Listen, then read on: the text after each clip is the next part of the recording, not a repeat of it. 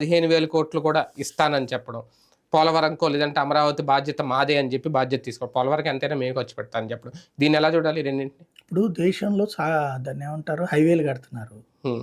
అవన్నీ ఇదిగో దాన్ని ఏమంటారు మన పశ్చిమ బెంగాల్లో ఇన్ని కోట్ల రూపాయలతో హైవే కడుతున్నాం. ఇట్లా చెప్పలా వాళ్ళు. ఓన్లీ ఈ రెండింటికి ఎందుకు చెప్తారంటే వాళ్ళు ఒక ట్రాప్ వేశారు బీజేపీ వాళ్ళు. ఆ ట్రాప్ లో వీళ్ళు పడ్డారు. వీళ్ళిద్దరు ఈ రెండు రాష్ట్రాలు ఏంటి కావాల్సింది? ప్రత్యేక హోదా అంశం. ఇప్పుడు అసలు అది చర్చిస్తున్నారా ఎన్డీఏ కూటమి వాళ్ళు ఎవరన్నా? ఏమంటున్నారు? ఎక్కువ ఇచ్చేసారు, ఎక్కువ దోచిపెట్టేశారు అంటున్నారు. అసలు నిన్నటిదాకా వాళ్ళు ఏమన్నారు? అంటే ప్రత్యేక హోదా రాలేదు కానీ ప్రత్యేక పథకాలు అనే పదం ఏదో వాడారు. మరి అదే కదా, ఇదివరకు ఇచ్చింది కూడా అదే కదా.